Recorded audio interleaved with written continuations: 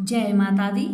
नमस्कार दोस्तों, स्वागत है आप सभी का हमारे YouTube चैनल लक्ष्मी शर्मा की कहानियां पर। नमो भगवते गोविंदाय नमः। प्यारे भक्तजनों, आज आप सभी श्रवण करेंगे भागवत पुराण कथा तृतीय अध्याय भक्ति के कष्ट की निवृत्ति। भरत जी कहते हैं, अब मैं भक्ति, ज्ञान और वैराग्य को स्थापित करने के लिए प्रयत्न पूर्वक श्री सुखदेव जी के कहे हुए भागवत शास्त्र की कथा द्वारा उज्जवल ज्ञान यज्ञ करूँगा। यह यज्ञ मुझे कहाँ करना चाहिए? आप इसके लिए कोई स्थान बता दीजिए। आप लोग वेद के पारगामी हैं, इसलिए मुझे इस सुख शास्त्र की महिमा सुनाइए। ये भी बताइए कि श्रीमद् भागवत की कथा कितने दिनों में सुनानी चाहिए और उसके सुनने की विधि क्या है? सनकादि बोले, नारद जी, आप बड़े विनीत और विवेकी हैं। सुनिए, हम आपको ये सब बातें बताते हैं। हरिद्वार के पास आनंद नाम का एक घाट है। वहाँ अनेकों ऋषि रहते हैं तथा देवता और सिद्ध लोग भी उसका सेवन करते रहते हैं। भांति भांति के वृक्ष और लताओं के कारण वह बड़ा सा घन है और वहाँ बड़ी कोमल नवीन बालू बिछी हुई है। वह घाट बड़ा ही सुरमय और एकांत प्रदेश में है। वह हर समय सुनहले कमल की सुगंध आया करती है। उसके आसपास रहने वाले सिंह, हाथी आदि परस्पर विरोधी जीवों के चित्त में भी वैर भाव नहीं है। वहाँ आप बिना किसी विशेष प्रयत्न के ही ज्ञान यज्ञ आरंभ कर दीजिए। उस स्थान पर कथा में अपूर्व रस का उदय होगा। भक्ति भी अपने आँखों के ही सामने निर्बल और जरा जीर्ण अवस्था में पड़े हुए ज्ञान और वैराग्य को साथ लेकर वहाँ आ जाएगी। क्योंकि जहाँ भी श्रीमद् भागवत की कथा होती है, वहाँ ये भक्ति आदि अपने आप पहुँच जाते हैं। वहाँ कानों में कथा के शब्द पढ़ने से ही तीनों तरुण हो जाएंगे। सूत जी कहते हैं, इस प्रकार कहकर नारद जी के साथ सनकादि भी श्रीमद् भागवत कथा मृतिका पान करने के लिए वहां से तुरंत गंगा तट पर चले आए। जिस समय वे तट पर पहुंचे, भूलोक, देवलोक और ब्रह्मलोक सभी जगह इस कथा का हल्ला हो गया। जो जो भागवत कथा के रसिक विष्णु भक्त थे, वे सभी श्रीमद् भागवत मृतिका पान करने के लिए सबसे आगे दौड़ दौड़ कर आने लगे। भृगु, वशिष्ठ, चवन्य, गौतम, मेधातिथि, देवल, देवरात, परशुराम, विश्वामित्र, साकल, मार्कांडेय, दत्तात्रेय, पिपलाद, योगेश्वर, व्यास और पराशर, छाया, सुख, जाजली और जहू आदि सभी प्रधान प्रधान मुनिगण अपने अपने पुत्र, शिष्य और स्त्रियों समेत बड़े प्रेम से वहां आए। इनके सिवा वेद, वेदांत, मंत्र, तंत्र, सहस्त्र, पुराण और चाहो शास्त्र भी मूर्तिमान होकर वहां उपस्थित हुए। गंगा आदि नदियां, पुष्कर आदि सरोवर, कुरुक्षेत्र आदि समस्त क्षेत्र, चारी दिशाएं, दंडक आदि वन, हिमालय आदि पर्वत तथा देव, गंधर्व और दानव आदि सभी कथा सुनने चले आए। जो लोग अपने कौरव के कारण नहीं आए, महर्षि भृगु उन्हें समझा बुझा कर ले आए। अब कथा सुनाने के लिए दीक्षित होकर श्री कृष्ण परायण सनकादि नारद जी के दिए हुए श्रेष्ठ आसन पर विराजमान हुए। उस समय सभी श्रोताओं ने उनकी वंदना की। श्रोताओं में वैष्णव, विरक्त, सन्यासी और ब्रह्मचारी लोग आगे बैठे और उन सबके आगे नारद जी विराजमान हुए। एक और ऋषिगण, एक और देवता, एक और वेद और उपनिषद आदि तथा एक और तीर्थ बैठे और दूसरी ओर स्त्रियां बैठी। उस समय सब और जय जयकार, नमस्कार और शंखों का शब्द होने लगा और अबीर, गुलाल, खील एवं फूलों की खूब वर्षा होने लगी। कोई कोई देवश्रेष्ठ तो विमानों पर चढ़कर वहां बैठे हुए सब लोगों पर कल्प वृक्ष के पुष्पों की वर्षा करने लगे। सूत जी कहते हैं, इस प्रकार पूजा समाप्त होने पर जब सब लोग एकाग्रचित हो गए, तब सनकादि ऋषि महात्मा नारद को श्रीमद् भागवत का महात्म्य स्पष्ट करके सुनाने लगे। सनकादि ने कहा, अब हम आपको इस भागवत शास्त्र की महिमा सुनाते हैं। इसके श्रवण मात्र से मुक्ति हाथ लग जाती है।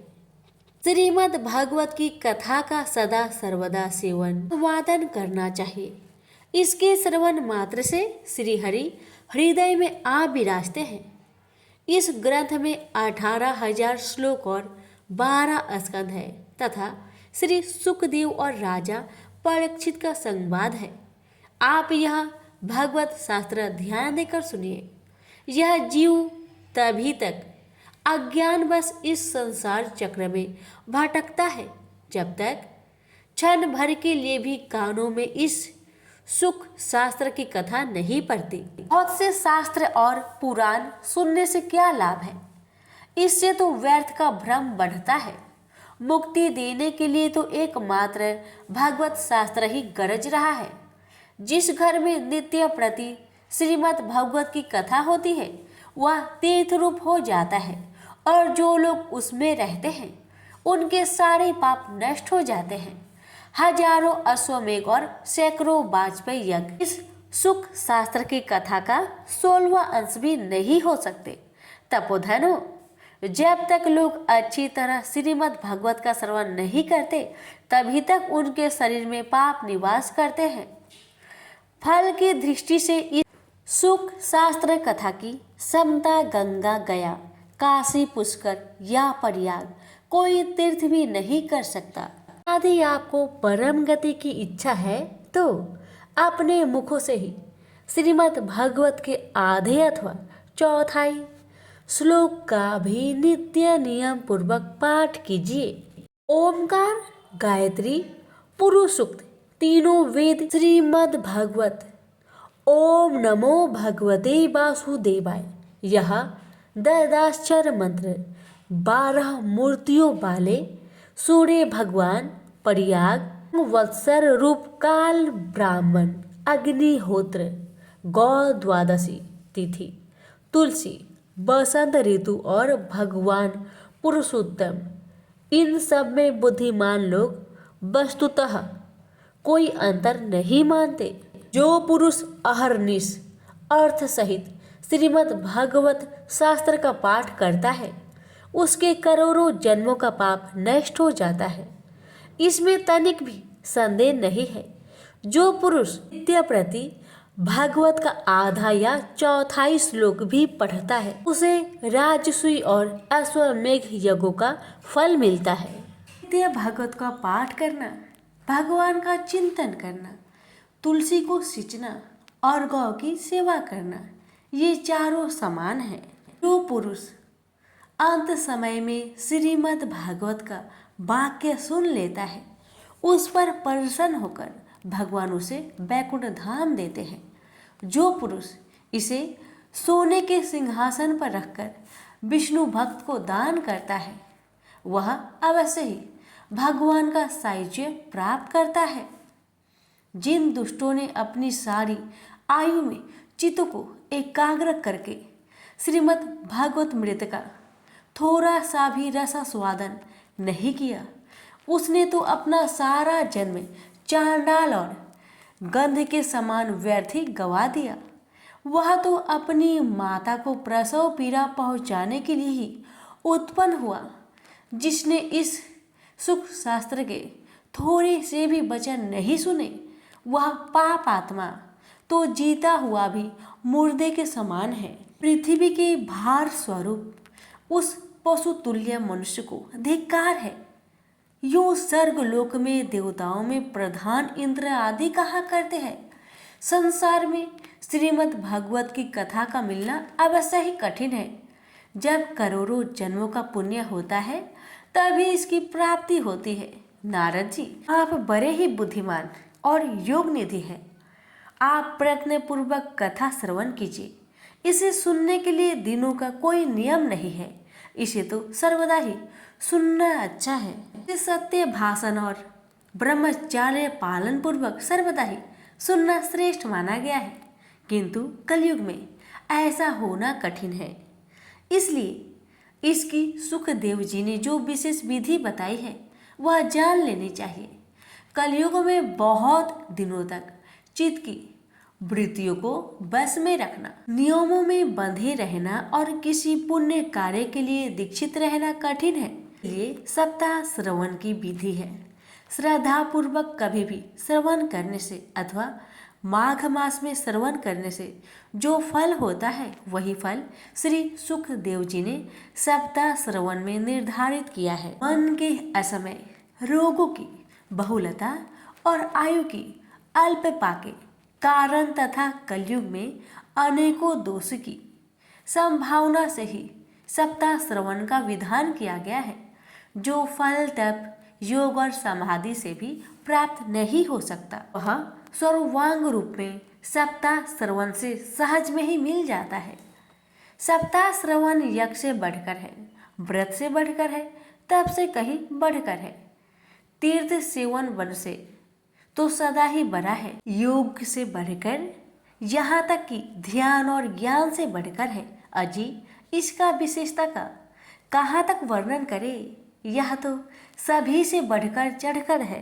रौनक जी ने पूछा, सूत जी यह तो आपने बड़े आश्चर्य की बात कही है।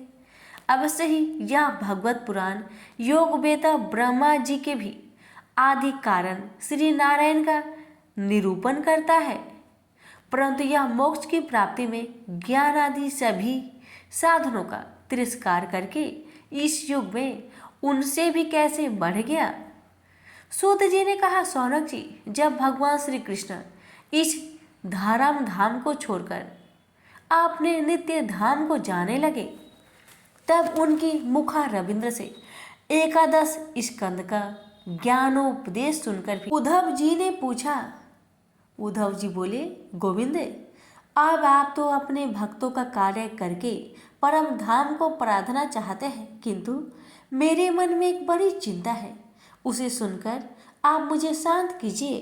अब घोर कालिकाल आया है, समझिए, इसलिए संसार में फिर अनेकों दुष्ट प्रकट हो जाएंगे। जब उनके संग गर से जब अनेकों सत्पुरुष भी उग्र प्रकृति के हो जाएंगे, तब उनके भार से दबकर यह गुरुपिनी पृथ्वी किसकी शरण में जाएगी।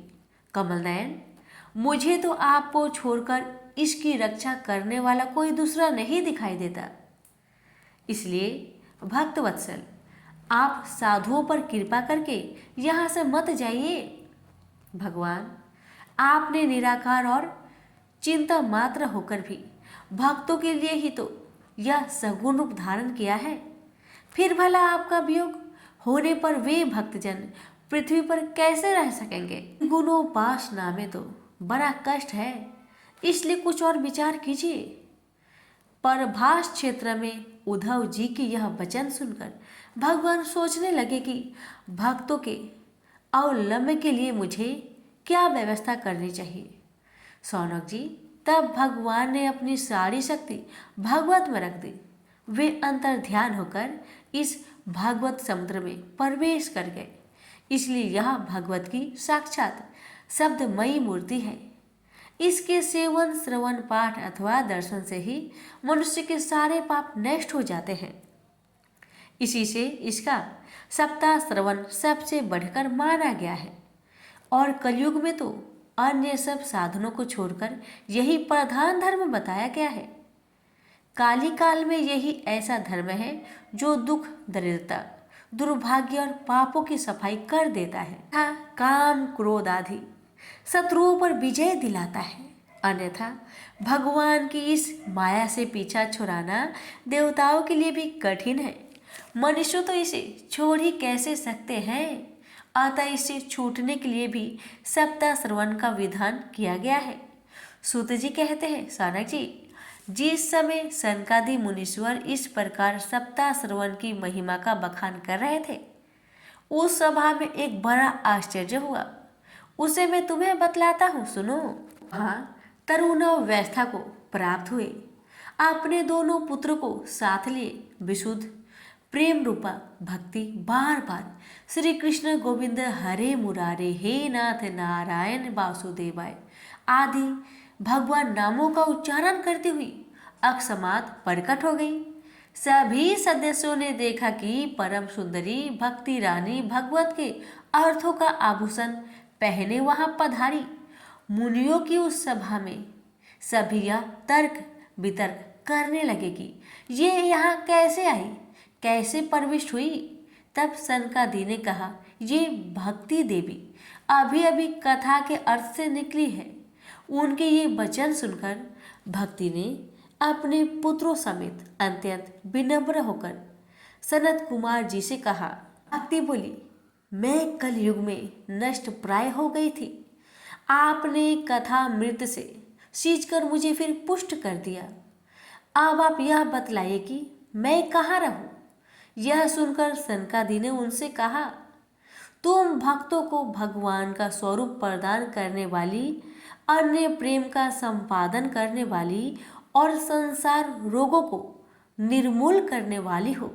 अतः तुम धैर्य धारण करके नित्य निरंतर विष्णु भक्तों के हृदय में ही निवास करो। कलयुग के दोष भले ही सारे संसार पर अपना प्रभाव डाले, किंतु वहां तुम पर इनकी दृष्टि भी नहीं पड़ सकेगी। इस प्रकार उनकी आज्ञा पाते ही भक्ति तुरंत भगवत भक्तों के हृदय में जा विराजी। जिनके हृदय में एकमात्र श्री हरि भक्ति निवास करती है, वे त्रिलोकी अत्यंत निर्धन होने पर भी परम धन्य है, क्योंकि इस भक्ति की डोरी से बंध कर तो साक्षात भगवान भी अपना परम धाम छोड़कर उनके हृदय में आकर बस जाते हैं। भूलोक में यह भगवान साक्षात पर ब्रह्मा का विग्रह है। हम इसकी महिमा कहाँ तक वर्णन करें। इसका आश्रय लेकर इसे सुनाने से तो सुनने और सुनने वाले दोनों का ही भगवान श्री कृष्ण की समता प्राप्त हो जाती है। अतः इसे छोड़कर अन्य धर्मों से क्या प्रयोजन है। प्रेम से बोलिए श्री कृष्ण भगवान की जय।